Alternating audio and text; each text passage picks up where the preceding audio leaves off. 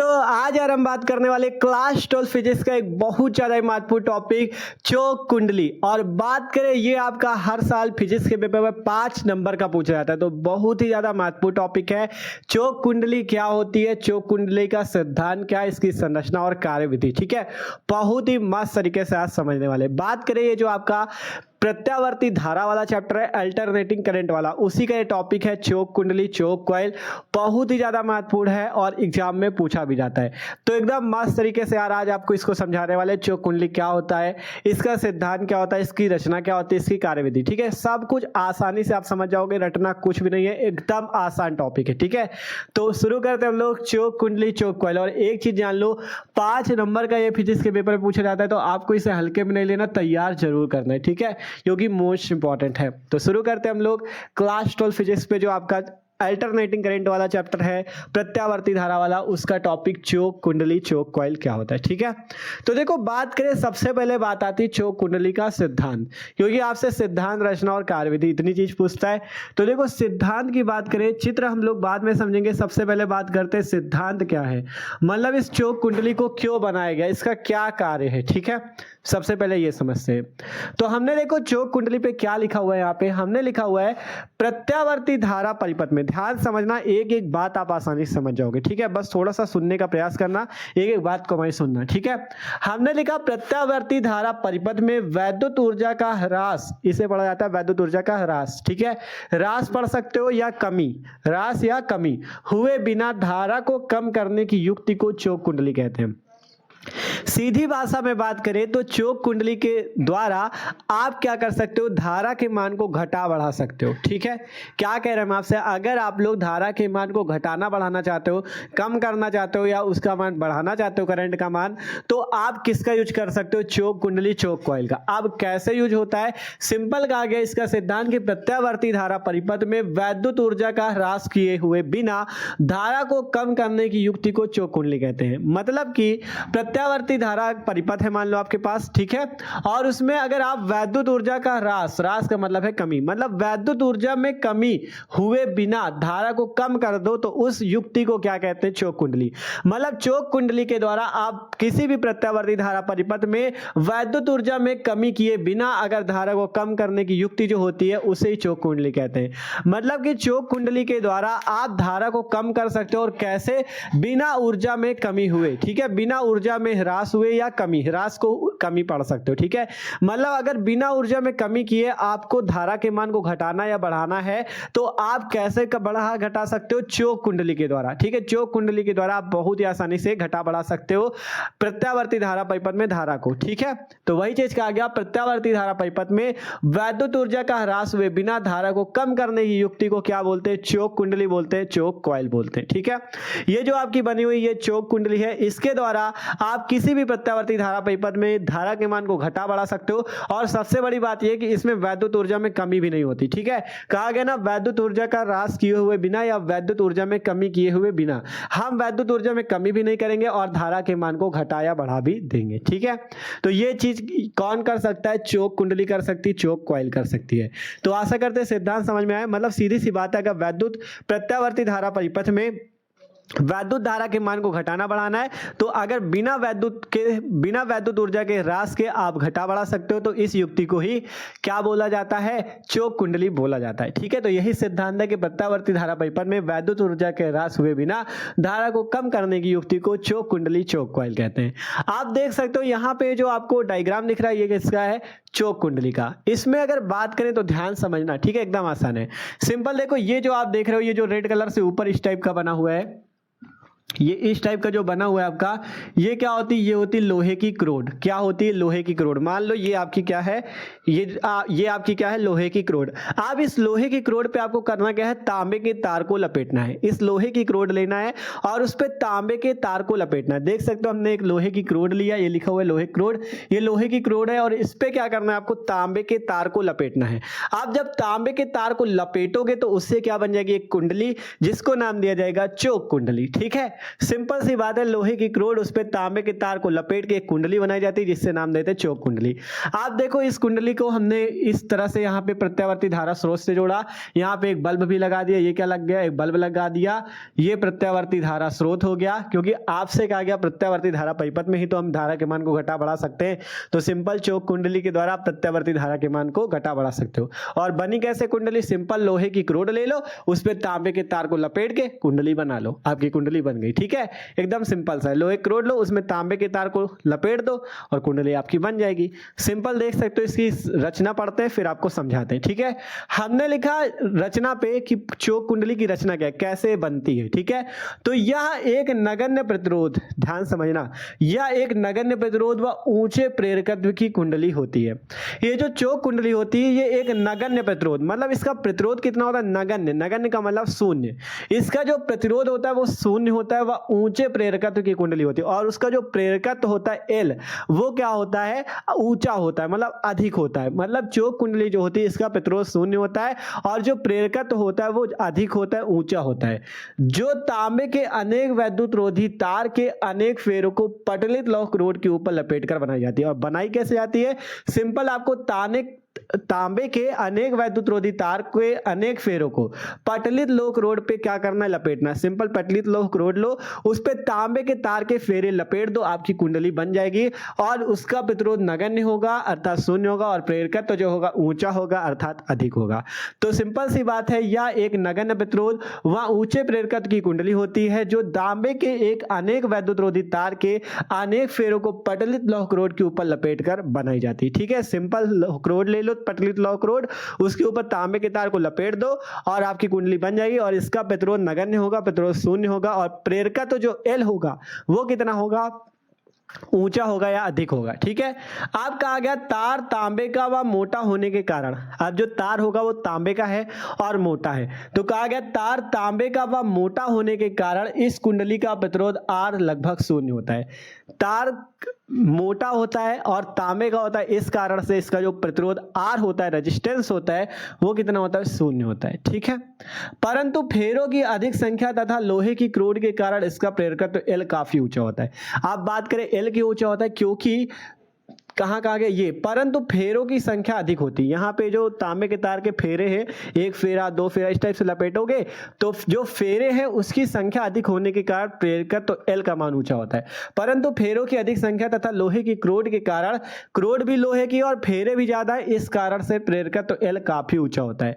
और क्रोड कुंडली के अंदर जितनी अधिक दूरी तक प्रविष्ट होगी, कुंडली का प्रेरकत्व तो एल तथा प्रतिबाधा जेड उतनी ही अधिक होगी। अतः अतः प्रत्यावर्ती धारा परिपथ में इस कुंडली के द्वारा धारा के मान को घटा बढ़ा सकते हैं। देखो कैसे कहा गया, सिंपल समझो। देखो कहा गया यहां पर से समझो, सबसे पहले हमने आपसे क्या कहा कि इस युक्ति के द्वारा आप वैद्युत ऊर्जा में कमी किए बिना धारा को बढ़ा सकते हो। अब धारा कैसे बढ़ेगी वो यहां बताया गया। कहा गया कि तार तांबे का व मोटा होने के कारण इस कुंडली का प्रेरकत्व इस कुंडली का प्रतिरोध आर लगभग शून्य होता है। आर जो होता है, सबसे पहली बात आई कि आर जो होता है लगभग शून्य होता है। ठीक है, जो कुंडली का प्रतिरोध आर होता है वो लगभग शून्य होता है। परंतु फेरों की अधिक संख्या, जो फेरे होते हैं इस कुंडली पे, जो लपेटे हुए फेरे हैं उनकी संख्या अधिक होती है, तथा लोहे की क्रोड कैसी होती है, लोहे की होती है, जिसके कारण इसका प्रेरकत्व तो एल काफी ऊंचा होता है। प्रेरकत्व तो जो एल होता है काफी अधिक होता है या काफी ऊंचा होता है। ठीक है, अब क्रोड कुंडली के अंदर, यहाँ पे मेन लाइन है, मेन लाइन अच्छे से समझना, क्रोड कुंडली के अंदर जितनी अधिक दूरी तक प्रविष्ट होगी, कुंडली का प्रेरकत्व तो एल तथा प्रतिबाधा जेड उतनी ही अधिक होती है। अब मान लो ये जो क्रोड है आपकी, लोहे की जो क्रोड है, ठीक है, ये जो आपकी लोहे की क्रोड है, देखो कहां बना दे, ये मान लो ये जो लोहे की क्रोड है आपकी, ठीक है, कहा गया ये क्रोड जितनी अंदर तक प्रविष्ट होगी, इसका क्या मतलब जितनी दूरी तक आप तार लपेटोगे, मान लो आपने देखो जैसे ये यहां से यहां तक की है, अगर इतनी दूरी तक लपेटते हो तो जेड और जो आपका प्रतिबाधा और क्या था, प्रतिबाधा और एल का मान जो है कम अधिक होगा। और अगर यहां से ना लपेट के आप और दूर तक लपेट दे, तो यहां तक लपेट दो मान लो, तो उससे एल और जेड का मान और अधिक बढ़ जाएगा। मतलब मान लो ये आपकी क्या है, ये लोहे की क्रोड है, इसमें जितनी दूर तक तांबे का तार लपेट दोगे, जितनी दूर तक लपेट दोगे, मतलब पूरे में अगर लपेट दे तो प्रतिबाधा जेड और एल का मान अधिक होगा। मतलब अगर आपने तांबे की तार को इस पूरे लोहे की क्रोड पे लपेट दिया तो जो आपका प्रतिबाधा जेड होगी और जो प्रेरकत्व तो एल होगा उसका मान अधिक हो जाएगा। कहा गया ना कि आपका देखो यहां से कि क्रोड कुंडली के अंदर जितनी अधिक दूरी तक प्रविष्ट होगी, कुंडली का प्रेरकत्व तो एल तथा प्रतिबाधा उतनी ही अधिक होगी। मतलब जितनी दूरी तक आप इस पे कुंडली को बांध रखोगे, मतलब जितनी दूरी तक आप तांबे के तार को बांध दोगे, जितनी दूरी तक ये कुंडली पे प्रविष्ट होगी, उतना ज्यादा आपका प्रतिबाधा जेड और प्रेरकत्व तो एल का मान अधिक होगा, और जिससे प्रत्यावर्ती धारा भी बढ़ जाएगी। कैसे बढ़ेगी वो भी अभी समझेंगे। एक एक चीज पहले समझने का प्रयास करो, ठीक है। एक एक चीज सबसे पहले समझने का प्रयास करो। एक बार आपको फिर समझाते हैं। देखो सबसे पहले क्या बात हुई थी कि वैद्युत ऊर्जा का ह्रास हुए बिना, मतलब जो वैद्युत ऊर्जा या वैद्युत शक्ति होती है वो कितनी होती है, यहाँ पे शून्य होती है। वैद्युत ऊर्जा या वैद्युत शक्ति जो होती है वो कितनी होती है, शून्य होती है। फिर कहा गया इसमें प्रतिरोध भी शून्य होता है, आर भी 0 होता है, ठीक है। फिर कहा गया प्रेरकत्व तो एल अधिक होता है। इतनी बातें सबसे पहले कही गई। शक्ति या ऊर्जा जो होगी शून्य होगी, क्योंकि उसका ह्रास किए बिना, मतलब ऊर्जा में कमी किए बिना, तो मतलब कोई कमी नहीं तो 0, ठीक है। प्रतिरोध 0 होगा और जो आपका प्रेरकत्व तो होगा वो अधिक होगा या ऊंचा होगा, ठीक है। अब कहा गया इसमें कि अगर आप लोग इसमें क्या देखो, आप जितनी दूरी तक, मान लो आपकी लोहे की क्रोड है, उसमें जितनी दूरी तक इसको कुंडली में प्रविष्ट रखोगे, जितनी दूरी तक तांबे का तार लपेट के रखोगे, उतनी ज्यादा आपकी जो प्रतिबाधा जेड होगी और जो आपका प्रेरकत्व एल होगा उतना ही ज्यादा होगा, ठीक है। जितनी दूरी तक इसमें तार लपेट के रखोगे, जितनी दूरी तक इसको कुंडली में प्रविष्ट रखोगे, उतनी ज्यादा प्रतिबाधा जेड और एल का मान होगा, ठीक है। जिससे क्या होगा, धारा आई का मान भी बढ़ जाएगा। धारा आई का मान भी बढ़ जाएगा। आप सबके दिमाग में आएगा भैया धारा का मान कैसे बढ़ जाएगा, मतलब जेड और एल का मान बढ़ने से धारा में कैसे, मतलब वो आएगा, ठीक है। धारा में कैसे आएगा, तो देखो सिंपल, आपने एक सूत्र पढ़ा है, जेड बराबर सूत्र होता है अंडर रूट क्या सूत्र होता है आपका, जेड बराबर under root R square plus XL का होल स्क्वायर। ये सूत्र सबने पढ़ा होगा, जेड बराबर under root R square plus XL square. अगर यहां से बात करें तो जेड बराबर आप लिख सकते हो under root R square plus XL की जगह क्या लिख सकते हो, ओमेगा एल, तो ओमेगा एल और होल स्क्वायर लगा तो होल स्क्वायर, तो जेड बराबर under root R square plus omega L का होल स्क्वायर। आप देखो अगर बात करें यहाँ पे जेड बराबर क्या सूत्र होगा, देखो जेड को आप लिख सकते हो वी अपॉन आई के इक्वल, ठीक है। जेड को आप किसके इक्वल लिख सकते हो, वी अपॉन आई के, क्योंकि यहाँ पे प्रतिबाधा होता है वी अपॉन आई के इक्वल, ठीक है। वी अपॉन आई का मतलब विभवांतर बटा धारा, ठीक है। तो जेड की जगह आप लिख सकते हो वी अपॉन आई और under root R square plus XL की जगह लिख दिया गया था ओमेगा एल, ठीक है। तो ओमेगा एल का होल स्क्वायर। अब यहां से अगर बात करें, आई जो है आपका नीचे है और एल जो है आपका ऊपर, मतलब 1/i जो है वो किसके अनुक्रमानुपाती पे, एल के। ध्यान से समझो, आई आपका नीचे है और एल ऊपर है, देख सकते हो 1/में आई है और एल ऊपर, तो 1/i जो है एल के अनुक्रमानुपाती है, ठीक है। तो सिंपल, अगर यहां से आप एल का मान बढ़ाते हो तो धारा कम होगी, ठीक है। अगर एल का मान बढ़ाते हो तो धारा कम होगी और अगर एल का मान घटाते हो तो धारा बढ़ जाएगी। मतलब उल्टा होगा, अगर एल बढ़ाओगे तो धारा घटेगी और एल घटाओगे तो धारा बढ़ेगी। इसी प्रकार से अगर जेड और आई में संबंध देखें तो जेड बराबर वी अपॉन आई होता है, जेड पे और आई पे भी यही संबंध होगा। अगर आप जेड बढ़ाते हो तो आई घटेगी और अगर जेड घटाते हो तो आई बढ़ेगी, जैसे उसमें संबंध वैसे इसमें, ठीक है। तो इसी टाइप से अगर एल का मान बढ़ेगा और जेड का मान बढ़ेगा तो धारा घटेगी, और अगर एल का मान घटेगा और जेड का मान घटेगा तो धारा बढ़ेगी, ठीक है। तो इसी तरह से आप क्या कर सकते हो, धारा के मान को कम ज्यादा कर सकते हो, ठीक है, इस चोक कुंडली के द्वारा। कैसे कर सकते हो हमने बताया आपको, ठीक है। सिंपल, सबसे पहली बात आपको समझनी है कि ये जो चोक कुंडली है इसमें वैद्युत ऊर्जा की कोई भी, मतलब वैद्युत ऊर्जा में कमी किए बिना हम इसमें क्या कर सकते हैं, धारा के मान को घटा बढ़ा सकते हैं, मतलब P बराबर 0। फिर कहा गया इसका प्रतिरोध लगभग नगण्य होता है, शून्य होता है, R बराबर 0। इसका प्रेरकत्व तो L जो होता है ऊंचा होता है। अब कहा गया कि मान लो अगर आपके पास ये जो लोहे की क्रोड है, अगर इस लोहे की क्रोड को जितना कुंडली के अंदर प्रविष्ट रखोगे, जितनी दूरी तक इसमें तांबे का तार लपेट के रखोगे, तो उतनी ज्यादा उसकी प्रतिबाधा जेड और एल का मान ज्यादा होगा। और अगर जेड और एल का मान ज्यादा होगा तो एल को देखो तो एल आपका आई के व्युत्क्रमानुपाती होता है और जेड भी आई के व्युत्क्रमानुपाती होता है। अगर एल और जेड का मान अधिक होगा तो आई का मान क्या होगा, कम होगा, और अगर एल और जेड का मान आप कम करोगे तो आई का मान ज्यादा हो जाएगा। तो इस तरह से आप क्या कर सकते हो, प्रत्यावर्ती धारा परिपथ में इस कुंडली के द्वारा धारा के मान को घटा बढ़ा सकते हो, ठीक है। यही इसका मेन है, ठीक है। यही आपकी रचना और यही कार्यविधि, ठीक है। अगर आप धारा के मान को घटाना बढ़ाना चाहते हो, अगर मान लो बढ़ाना चाहते हो धारा के मान को, तो क्या करना होगा? तो देखो धारा के मान को बढ़ाने के लिए आप अगर धारा बढ़ेगी तो जेड को घटाना पड़ेगा और एल को भी घटाना पड़ेगा। तो आपसे कहा गया अगर कुंडली जितनी ज़्यादा दूरी तक कुंडली प्रविष्ट होगी उसमें तो उतना ज़्यादा जेड और एल बढ़ेगा, तो हमें घटाना है उसको जेड और एल को, तो हम कम दूरी तक रखेंगे तो जेड एल घट जाएगा, जिससे आई धारा बढ़ जाएगी। तो इस टाइप से होगा, ठीक है। तो यहाँ पे आप लोग इतनी चीज समझोगे। देखो सूत्र ये था जेड बराबर under root R square plus XL square. यहाँ से संबंध देखा हमने, एक्सएल की जगह ओमेगा एल लिख सकते हो, तो जेड बराबर under root R square plus omega L का होल स्क्वायर। तो जेड बराबर होता है वी अपॉन आई, तो यहाँ पर से ये आ गया। अगर आई और एल पे संबंध देखें, देखो ये आई और एल पे संबंध देखें तो 1/आई एल के बराबर, ठीक है। तो एल के अनुक्रमानुपाती, अगर एल बढ़ेगा तो आई घटेगी और अगर एल घटेगा तो आई बढ़ेगी, ठीक है। यहाँ पे बात करिए ये जेड बराबर वी अपॉन आई पे, तो जेड भी व्युत्क्रमानुपाती 1/आई, अगर आई घटेगी तो जेड बढ़ेगा और जेड आई अगर बढ़ेगी तो जेड घटेगा, ठीक है। ये बात सबको समझ में आई होगी। तो इस तरह से अगर आप लोग, ठीक है, अब इसको इरेज कर दे, केवल समझाने के लिए आपका था। हमने आपको ये समझा दिया कैसे जेड और एल का संबंध आई से होता है। अगर इसको कोई नोट करना चाहो तो कर सकते हो, केवल समझाने के लिए था, ठीक है। तो अब इधर वाला इरेज कर दें, ये केवल समझाने के लिए था आपके, ठीक है। सिंपल सी बात, मतलब हमने आपको ये समझाई कि जेड और आई से कैसे संबंध होता है, ठीक है। क्योंकि यहाँ पे मान लो हमने आपसे बता दिया, आप समझते ना, रट लेते तो भी कैसे समझ में आता, ठीक है। तो इसे हमने आपसे यहाँ बताया कि क्रोध कुंडली के अंदर जितनी अधिक दूरी तक प्रविष्ट होगी कुंडली का प्रेरकत्व तो एल तथा प्रतिबाधा उतनी ही अधिक होगी। अगर एल और जेड अधिक होगी तो धारा घट जाएगी, ठीक है। और अगर आप एल और जेड को घटा दोगे तो धारा बढ़ जाएगी, क्योंकि जस्ट उल्टा होता है। एल जेड अगर बढ़ेगा तो धारा घटेगी और अगर एल और जेड घटेगा तो धारा बढ़ेगी। इस तरह से आप प्रत्यावर्ती धारा परिपथ में इस चौक कुंडली के द्वारा धारा के मान को घटा बढ़ा सकते हो। तो यही सिंपल सा है चौक कुंडली का सिद्धांत। अब अगर आप लोग समझना चाहो कि कैसे ये वैद्युत शक्ति जीरो होती है, वो समझना चाहो तो देखो आपको ये भी समझा दें। हमने नीचे लिखा कि प्रतिरोध आर नगण्य होने के कारण इसमें ऊष्मा के रूप में क्षय बहुत ही कम होता है।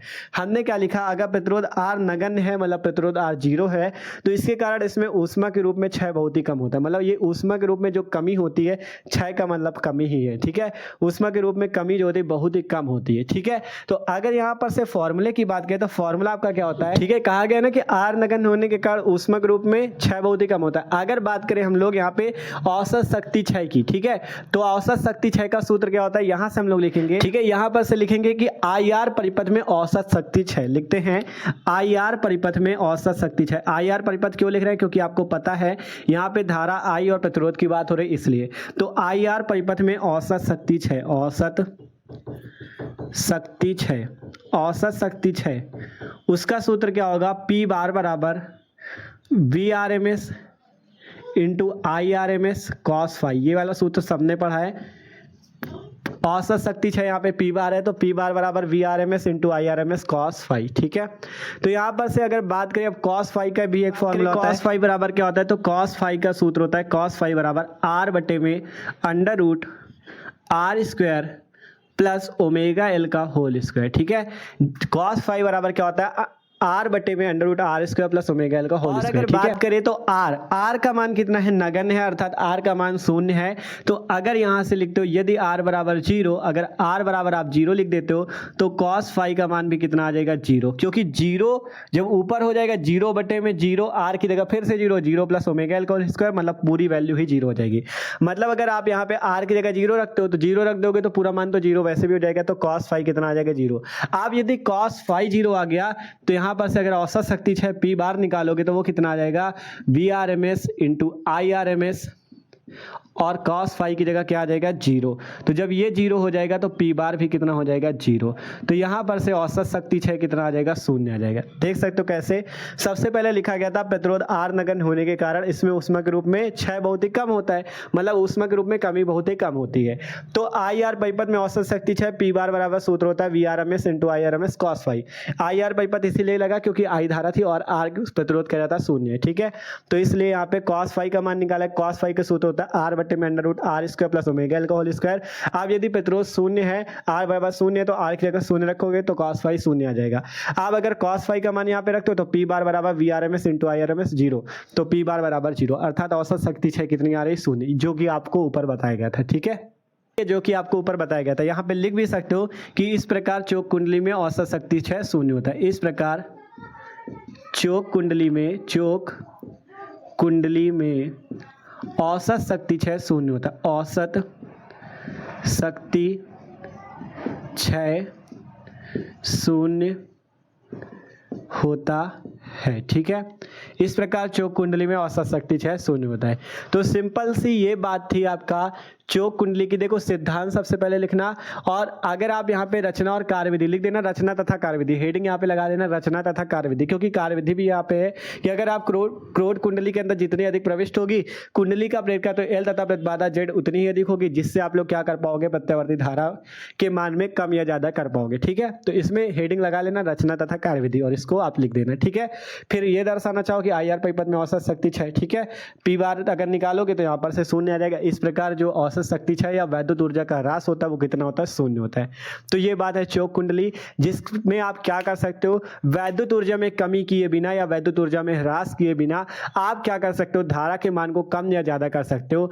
तो इस युक्ति को बोला जाता है चोक कुंडली, चोक कॉइल। तो आशा करते हैं आज के टॉपिक सबको समझ में होगा। बहुत इंपॉर्टेंट टॉपिक था, एकदम आसान भाषा पे आपको पूरा समझा दिया। तो वीडियो अच्छा लगा यार तो लाइक कर लेना, और जो लोग चैनल पे ना हो सब्सक्राइब कर लो, क्योंकि मस्त तरीके से आई चलिए आपकी क्लास 12 की। आप चैनल पे जाके फिजिक्स की प्लेलिस्ट भी देख सकते हो, केमिस्ट्री की प्लेलिस्ट मिल जाएगी, मस्त तरीके से तैयारी कर सकते हो। तो मिलते हैं यार अगले वीडियो पे, ठीक है। और इसको तैयार जरूर कर लेना, ठीक है।